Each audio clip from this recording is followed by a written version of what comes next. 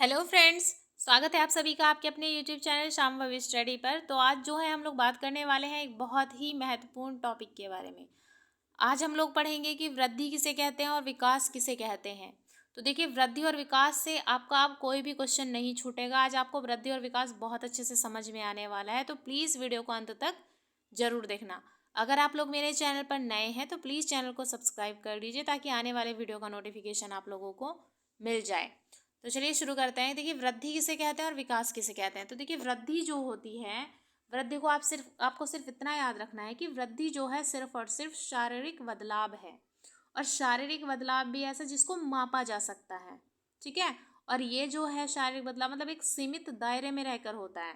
जैसे यहाँ पर इसकी डेफिनेशन में लिखा गया है कि वृद्धि जो होती है वो शरीर के मात्रात्मक पहलू कह लीजिए या फिर भाग कह लीजिए, कि शरीर के मात्रात्मक भाग में होने वाले परिवर्तन है जिसे मापा जा सकता है। ठीक है, यानी कि आपके जो शरीर में जो भी मात्रात्मक भाग हैं, मात्रात्मक भाग में होने वाले परिवर्तन जिनको आप माप सकते हैं, तो उसे वृद्धि कहते हैं। जैसे भार हो गया, भार है, लंबाई है, हाथ का बढ़ना, पैर का बढ़ना, बालों का बढ़ना, नेल्स का बढ़ना, तो ये सभी जो है ये क्या कहलाएंगे? वृद्धि कहलाएंगे। देखिए, यहाँ पर लिखा है कि जब हमारे शरीर की संरचना या आकार बढ़ना शुरू हो जाता है तो उसे वृद्धि कहते हैं। तो देखिए, जो वृद्धि होती है वो बॉडी स्ट्रक्चर से संबंधित है, यानी कि आपके शरीर का आकार जब भी बढ़ना शुरू होगा तो उसको ग्रोथ कहते हैं। अब चाहे कोई व्यक्ति लंबा हो रहा हो, चाहे कोई मोटा हो रहा हो, चाहे किसी के बाल बढ़ रहे हो, चाहे किसी के नेल्स बढ़ रहे हो, तो ये सभी जो क्या कहलाते हैं, ये ग्रोथ कहलाते हैं। ठीक है, तो आपको ये चीज़ें ध्यान में रखनी है कि वृद्धि का संबंध जो है वो शरीर के किसी भी अंग के बढ़ने से होता है। ठीक है, हाथ का बढ़ना, पैर का बढ़ना, लंबाई का बढ़ना, तो ये सभी जो है क्या है? ग्रोथ है। ठीक है, और एक चीज़ और ध्यान में रखनी है आपको। देखिए, यही समझ लीजिए कि जो ग्रोथ होती है, तो जैसे आपके बाल बढ़ रहे हैं, ठीक, आपकी लंबाई बढ़ रही है, आपका भार बढ़ रहा है, तो देखिए इसको आप देख सकते हैं। तो इसलिए जो वृद्धि होती है, एक तो वो बाह्य होती है क्योंकि दिख रही है, वो बाह्य होती है। ठीक है, या फिर उसको मूर्त भी बोल सकते हैं कि वृद्धि जो है वो मूर्त होती है, क्योंकि मूर्त भी उसी को कहते हैं जो जिन चीज़ों को, जिन वस्तुओं को या फिर जिस किसी भी चीज़ को हम देख सकते हैं उसको हम मूर्त बोलते हैं, जिसको नहीं देख सकते उसको हम अमूर्त बोलते हैं। तो देखिए, जो वृद्धि होती है वो मूर्त होती है क्योंकि इसको हम देख सकते हैं। जैसे आपका यहाँ पर जो है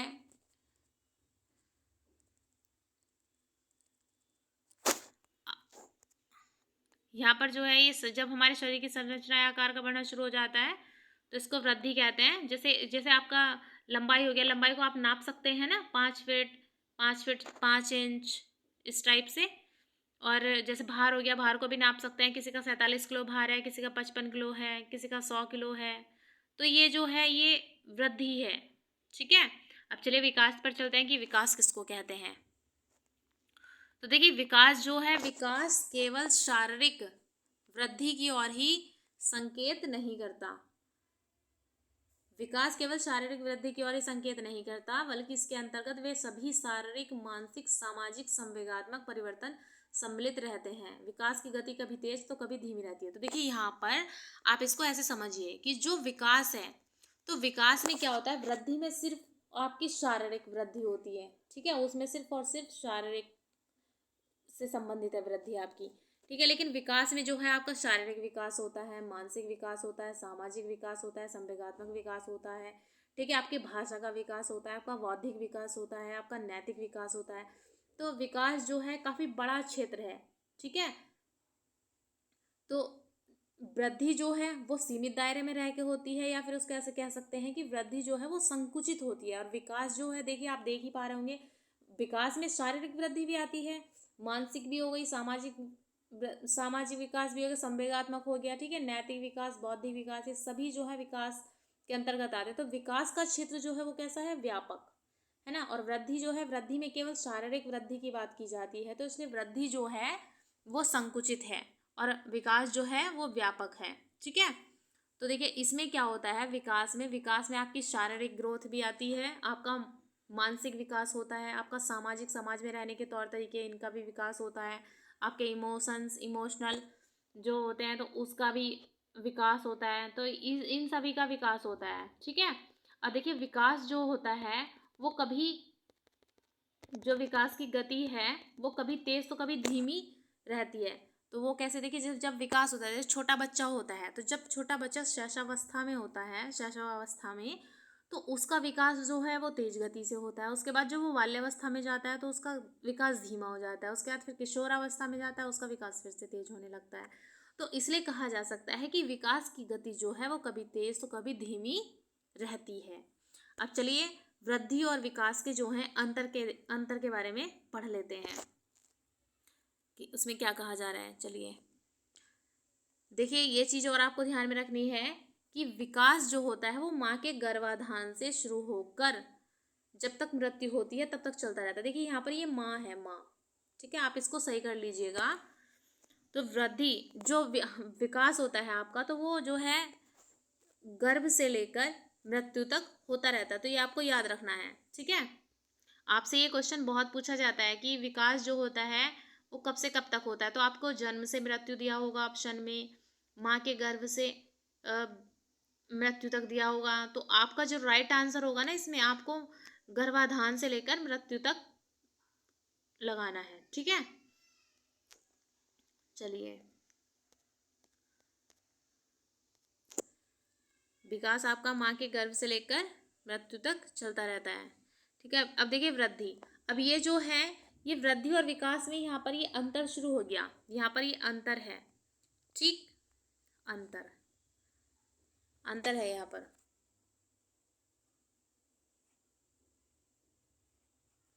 विकास और वृद्धि में अंतर, ठीक है, ये आप उसको लिख लीजिएगा, ये वृद्धि और विकास के अंतर की बात की गई है। तो देखिए जैसे यहाँ पर ग्रोथ,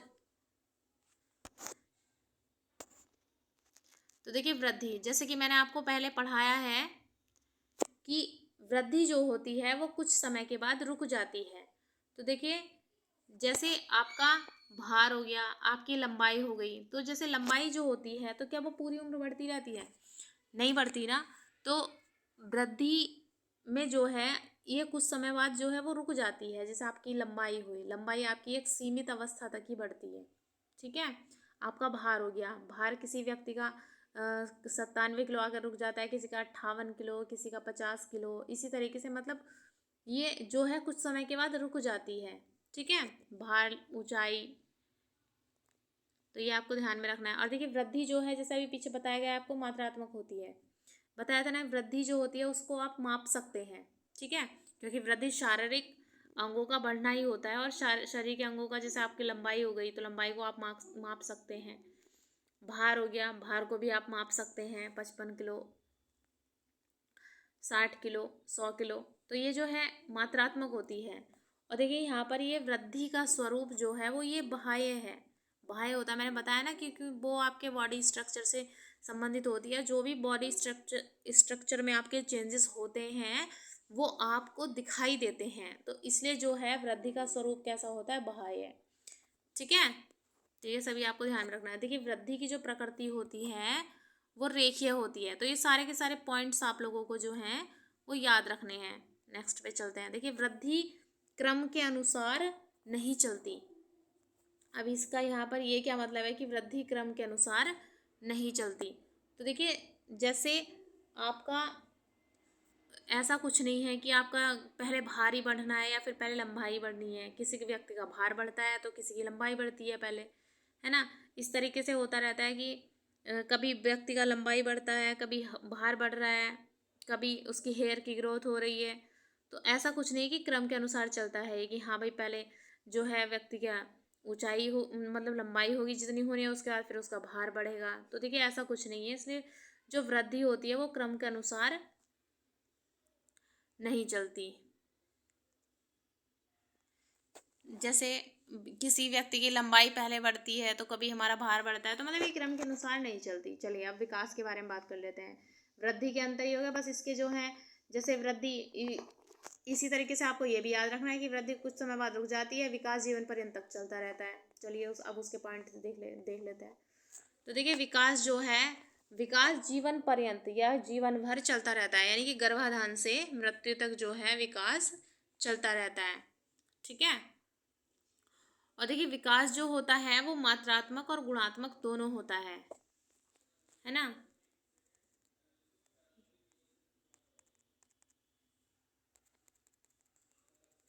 ये चीज भी आपको ध्यान में रखनी है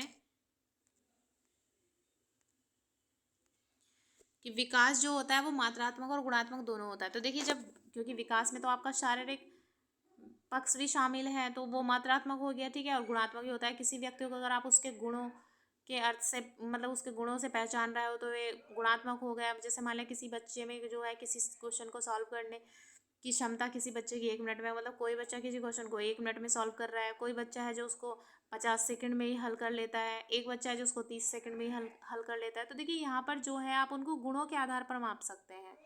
ठीक है। तो जो विकास होता है वो मात्रात्मक और गुणात्मक दोनों होता है। ठीक है। और जब विकास का स्वरूप है, तो विकास का जो स्वरूप है वो आंतरिक तथा बाह्य दोनों होता है। तो देखिए जैसे आंतरिक और बाह्य, जैसे आपका जैसे भाषा का विकास हो रहा है, तो कोई अगर आपसे किसी से आप बात करेंगे तो भाषा के विकास से आप उसको उसके बोलने के तरीके से आप उसको पहचान सकते हैं, है ना। आप जैसा आपका जो मानसिक विकास हो रहा है या सामाजिक विकास हो रहा है, तो क्या आप उसको देख सकते हैं? नहीं देख सकते ना। तो इसका जो है आंतरिक और बाह्य उसको कहा गया है। जो आपका जैसे शारीरिक विकास होता है, तो शारीरिक जो है वो भी आपके विकास में शामिल है। तो जो इसका स्वरूप होता है वो आंतरिक भी होता है और बाह्य भी होता है। ठीक है। नेक्स्ट पे चलते हैं।